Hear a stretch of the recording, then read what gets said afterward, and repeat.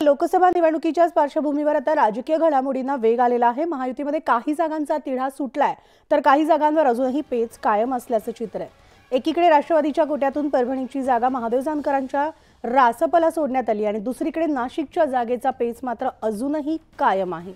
नाशिकच्या जागेबाबत कोणतीही अधिकृत घोषणा महायुतीकडून झालेली नाहीये, मात्र शिवसेनेकडून हेमंत गोडसे यांच्या प्रचाराच्या तोफा धडाडल्या आहेत। नाशिकची जागा आम्हालाच मिळेल असा दावा करत गोडसेंनी जोरदार शक्ती प्रदर्शन केलं आणि दुसरीकडे आपल्या उमेदवारीचा निर्णय हा थेट दिल्लीतून झाल्याचं भुजबळांनी म्हटलंय।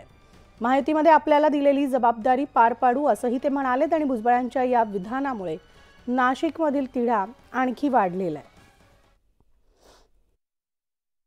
आम्ही सर्वांनी मिळून राष्ट्रवादी काँग्रेस पक्षाकडून निर्णय घेतला की ही जागा परभणीची जागा ही रासप या पक्षाला आमच्या कोट्यातून देण्याच्या संदर्भात त्या ठिकाणी निर्णय आम्ही घेतलेला आहे आणि तो निर्णय घेत असतानाच परभणीची जागा ही त्या ठिकाणी महादेवराव जानकर हे अधिकृत उमेदवार म्हणून महायुतीचे उमेदवार म्हणून त्या ठिकाणी लढवणार आहेत। विशेष म्हणजे राजकारणात एकमेकाचं चढउतर होत असतात, मैत्री होत असते, बोलणं होत असतं। त्या माध्यमातून माझ्या पक्षाला 4 राज्यात मान्यता मिळाली आहे आणि मी पहिल्यापासून महायुतीवरच होतो।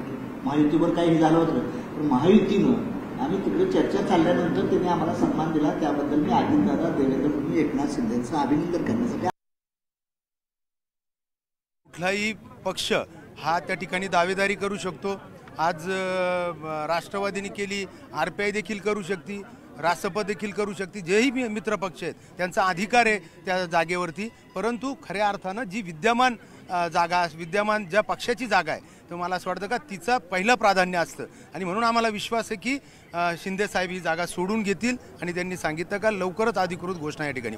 तिकिटासाठी माझा आग्रह नव्हता, मला तिकीट द्या, मागणीसुद्धा नव्हती।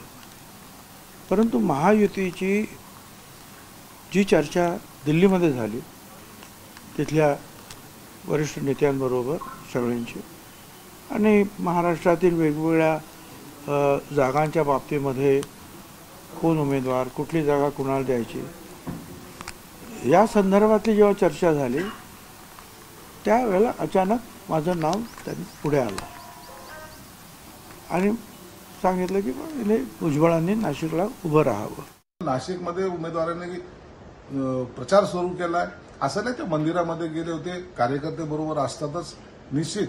परंतु एक आहे की नाशिकची जागा ही शिवसेनेची, नाशिकची जागा शिवसेनेनेच लढवली पाहिजे हा आग्रह सर्व नाशिककरांचा आहे आणि म्हणून ती जागा शिवसेनेला सोडावी किंवा शिवसेनेकडे जी आहे ती इतराला देऊ नये यासाठी सर्व कार्यकर्ते आग्रही आहेत। आम्ही स्वतः मुख्यमंत्री साहेबांना सांगितलंय आणि त्यांनी सुद्धा सांगितलं की याच्यावर आपण पॉझिटिव्ह विचार करू।